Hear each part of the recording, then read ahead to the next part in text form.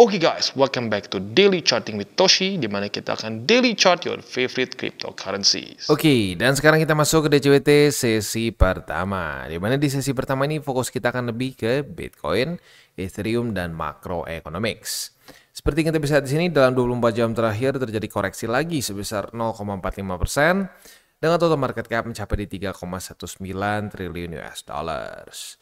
Nah, untuk BTC gimana nih PR kemarin? Sayangnya gagal dipertahankan. Ya, buat lo yang belum nonton DCWT sesi pertama kemarin, kita sudah bahas bahwa PR dari Bitcoin adalah mempertahankan 97.570 dan kita bisa di sini dengan jelas ya, jebol. Ya, jadi daily close-nya lumayan signifikan di bawah dari 97.500-an. Tepatnya jam 7 pagi tadi itu dia daily close di angka 96.614. Wah, ya. Sayangnya jebol nih, udah 3 hari padahal nahan ya, 1, 2, 3. Tetapi di hari keempat setelah ke reject lagi oleh MA50 dan juga struktur 98.700, struktur 99.000, sayangnya Bitcoin gagal mempertahankan struktur 97.570 begitu ya. Nah, selanjutnya gimana nih Bang? Ya, selanjutnya tinggal kita lihat aja dia ke reject lagi nggak? Ya, kalau dia mulai ke reject lagi di sini, ya, ini kan udah pecah struktur nih. Pecah struktur tuh udah dari di sini nih berarti ya. Udah lower high, lower low, lower high, lower low ya. Ya udah berarti kemungkinan besar akan lanjut aja ya. Kalau ini ke reject, lower low lagi, lower high lagi. Nah, kalau sampai ke 91.900 ya. Kalau sampai ke situ itu masih ini ya, masih tanda tanya. Mungkin aja berhenti di satu tempat di daerah sini. Mungkin aja ya. Nah, tapi kalau sampai ke daerah sini semoga bertahan karena ini adalah struktur support yang dari November kemarin cenderung kuat ya, sudah berkali-kali di retest dan berkali-kali berhasil memantulkan BTC begitu. Jadi itu PR besar dari BTC deh ya. Kalau sampai dia memutuskan untuk ke 91.000 lagi, kalau bisa ketahan oleh sini nih ya. Kalau nggak ketahan ya struktur yang udah dibangun dari November pecah gitu ya. Oke. Itu kurang lebih untuk Bitcoin ya. Selanjutnya sih kita akan lihat dulu ke Ethereum. Untuk Ethereum dia kemarin lebih mending ya. Dia berhasil reclaim 2744 ya. Reject oleh resistance selanjutnya tapi minimal berhasil reclaim begitu ya. Jadi overall slightly better walaupun kalau kita lihat dari ya kalau kita zoom out ya udah lebih parah sih ya. Secara strukturnya lebih pecahnya lebih parah gitu, udah lower high-nya udah lumayan ekstrim gitu, apalagi DAM 7 atau ya kalau kita bulatkan lebih ke 8% yang terjadi pada tanggal 2 Februari kemarin gitu ya. Next, DXY kemarin melemah tembus MA50 ya. Tetapi kalau kita lihat di sini korelasinya masih rada sedikit aneh ya, nggak seperti biasanya. Jadi ini korelasi yang tidak normal. Biasanya DXY melemah, Bitcoin menguat ya, atau kripto menguat, tetapi hari ini enggak. Berarti ya demand dari BTC mungkin lebih rendah daripada biasanya nih belakangan ini. Ya mungkin masih ada ketakutan di market karena week yang lumayan dalam yang terjadi di tanggal 3 Februari kemarin begitu ya. Dan kita tahu tarif pun itu masih on hold ya, bukannya dibatalkan oleh Trump. Mungkin kalau nanti dibatalkan lebih bagus ya, maybe ya. Tapi ya kemungkinan besar kalau sampai itu tidak dibatalkan oleh Trump, bisa terjadi trade war, dan trade war itu tentunya membuat ketidakpastian. Ketidakpastian tentunya membuat market cenderung akan bergejolak lebih ekstrim, begitu, lebih volatile. Dan volatilenya cenderung lebih bearish kalau misalkan kita ngomongin ketidakpastian ya. Gitu ya. Next. Bitcoin dominance. Untuk Bitcoin dominance kemarin dia buat doji ya, jadi dia juga bingung. Udah berapa hari naik terus kayaknya ya. Butuh koreksi? Maybe. Tapi ya kalau gue sih ngingetin satu hal aja.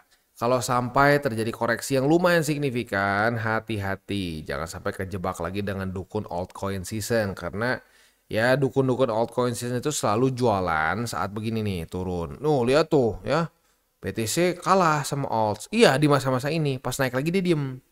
Di sini bacot, di sini diem. Di sini bacotnya gede banget nih. Gede bacotnya ya. Lihat nih seperti 2021. Ya, kita kadang-kadang ya gimana ya?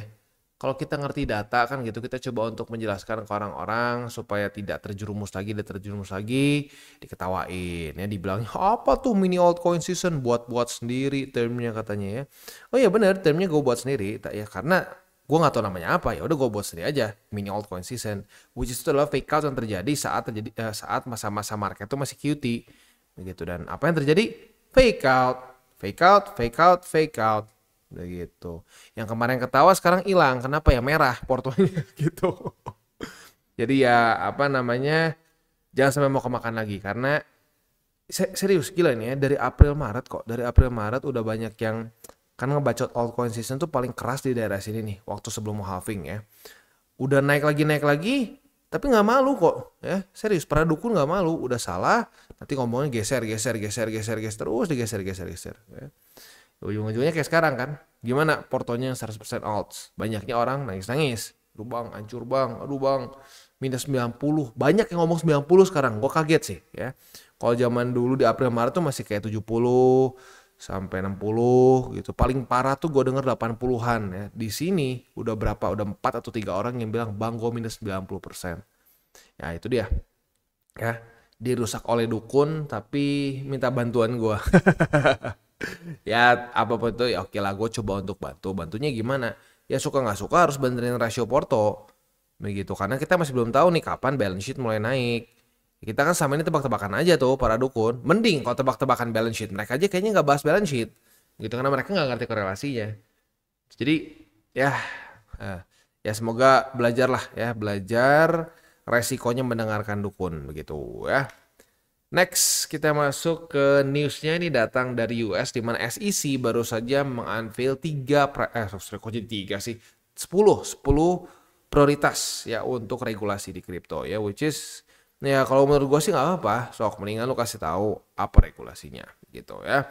Nah 10 prioritasnya ini adalah untuk klasifikasi aset ya, ini penting, jadi mana yang mungkin apa ya disebutnya, mungkin ya regulasi atau enggak lah begitu, karena nggak mungkin meme coins diregulasi gitu sama US karena ya itu very spekulatif, walaupun ironisnya Trump bikin meme coins ya. Lalu jurisdiction ya, ini jadi siapa yang ngurus, kalau di Indonesia kan geser nih, tadinya Bapepti untuk kripto, sekarang jadi OJK ya. Nah lalu token offerings gimana ya, apakah jadi kayak dihitung seperti IPO mungkin ya, maybe. Lalu ada registration juga, ada broker dealers, ada custody, lending, staking, ETPs, dan juga ada global coordination begitu ya. Jadi it's good, it's going to the right direction gitu. Direction itu ya sesuai harapan kita lah gitu. Jadi regulasi lebih jelas. Ya tinggal semoga waktu implementasinya nggak aneh-aneh lah begitu ya. Semoga implementasinya itu mulus gitu ya. Oke, next kita geser dulu ke economic calendar untuk hari ini ya, dari US.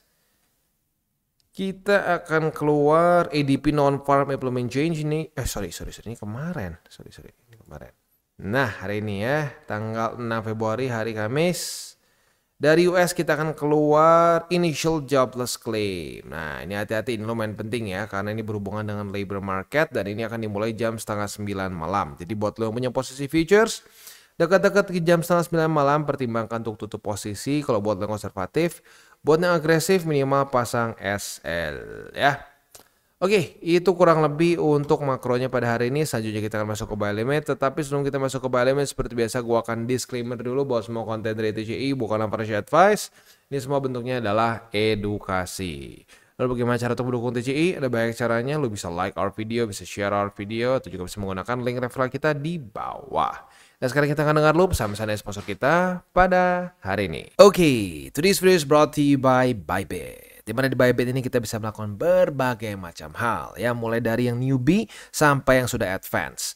Buat mungkin lo merasa bahwa aduh bang, gue masih nggak ngerti nih TA, gue masih nggak ngerti charting dan seterusnya, tapi pengen akumulasi, pengen DCA murni, bisa lo tinggal masuk ke sini one click buy, dimana lo bisa pilih lo mau pakai apa ya fiatnya, lo tinggal pilih juga asetnya apa ya. Misalkan lo pengen akumulasi BTC, misalkan setiap hari Senin jam 7 pagi, misalkan gue pengen akumulasi BTC sebesar Rp100.000 misalkan ya, lu bisa langsung lakukan di sini. Bisa peer to peer, bisa Dana, Bank BRI dan lain-lain. Ini gila ya, bisa pakai BCA Mobile dan seterusnya. Jadi Bybit ini memang cocok banget buat orang-orang yang tinggal di Indo ya, bisa langsung pakai bank-bank yang memang sudah biasa kita pakai di Indo ya.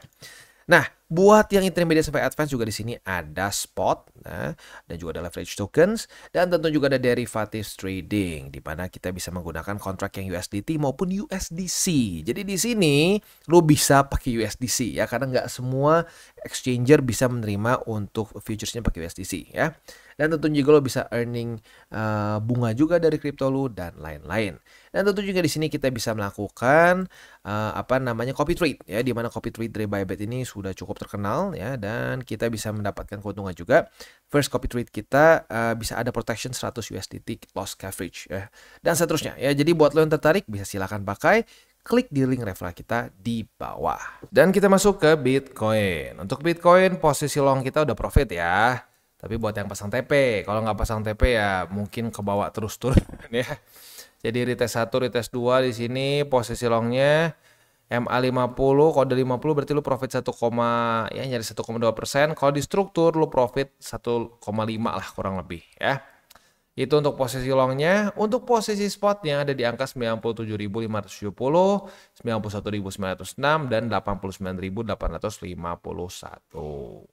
Next kita masuk ke Ethereum. Untuk Ethereum kemarin sudah terjadi retest pertama di angka 2.828,5. Nah, jadi pada hari ini kita bisa limit posisi short di struktur itu ya. Retest kedua otomatis kebuka posisi shortnya, dan target TP kita di angka 2.744 ya. Oke.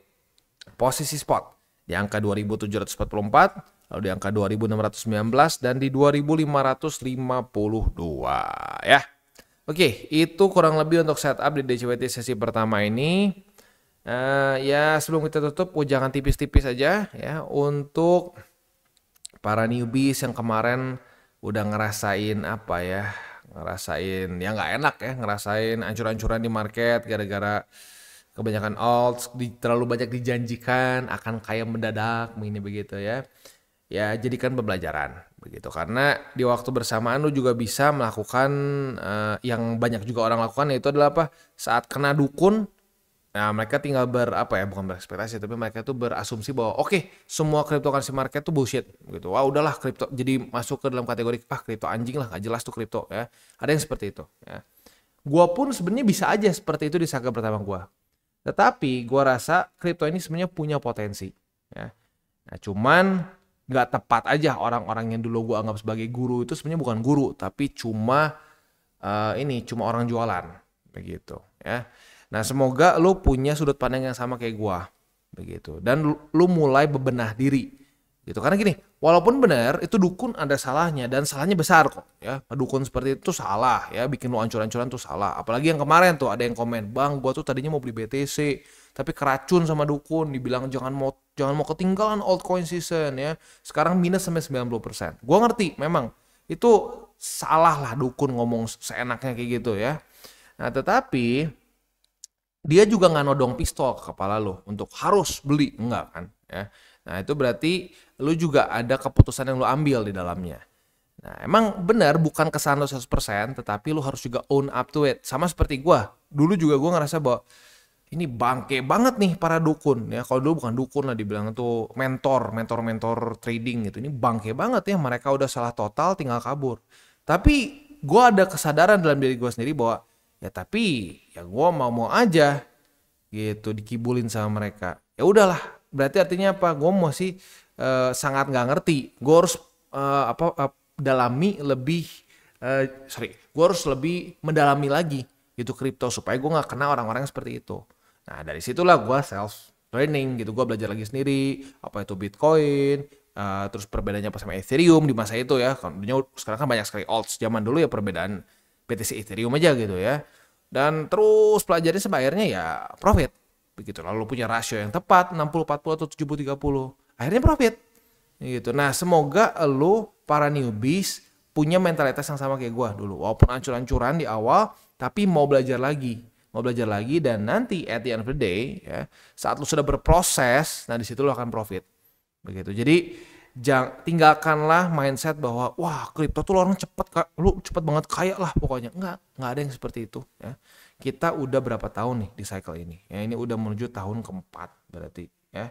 Bukan menuju tahun keempat, ini berarti sudah tahun ketigaan lah begitu. Jadi nggak ada yang langsung cuma dijanjikan 6 bulan 20 juta jadi 2 miliar. Jangan percaya yang begituan ya. Ya lu kalau siap begitu berarti kan 100x tuh siap juga jadi 0. Nah itu ya, kalau lu mau yang resikonya lebih balance ya itu 70-30 60-40 BTC menjadi fondasi gitu. Tapi rata-rata orang ya masih sampai sekarang masih ada jargonnya tuh dari zaman dulu gua awal ya. Jargonnya masih sama, ngomongnya apa? Beli BTC nggak bakal kaya. Oh, salah besar. Gua kaya malah gara-gara BTC. Alts yang bikin gua jeprut di awal ya. Ya, jadi itulah, semoga nggak patah semangat ya. Oke, kita tutup dengan 3 golden rules ya. Yang pertama, jangan megang panas, jangan over leverage, berpikirlah jangka panjang, dan yang terakhir adalah salam tabur tuai. Apa yang lo tabur akan lo tuai, jadi taburlah sebanyak mungkin hal baik. Oke guys, jadi itu adalah akhir dari segmen DCWT kita pada hari ini. Dan jangan lupa bagi kalian yang merasakan manfaat dari segmen ini, jangan lupa untuk share ke teman-teman kalian. Dan apabila lu pengen mensupport channel kita ya TCI, jangan lupa untuk menggunakan link referral kita di bawah. Nggak wajib ya, tetapi apabila lu menggunakan link referral kita di bawah, ada macam-macam ya, dari Bybit, Huobi, Maxi, toko kripto, dan banyak lagi ya. Ya, walaupun nggak wajib, tapi kalau menggunakan link referral kita, lu secara langsung membantu perkembangan dari TCI. Dan satu lagi, jangan lupa juga untuk join Telegram group kita, di mana kita bisa ngobrol-ngobrol santai mengenai dunia cryptocurrency secara 2 arah. So, jangan lupa untuk like, subscribe, click the bell icon, and see you on the next video.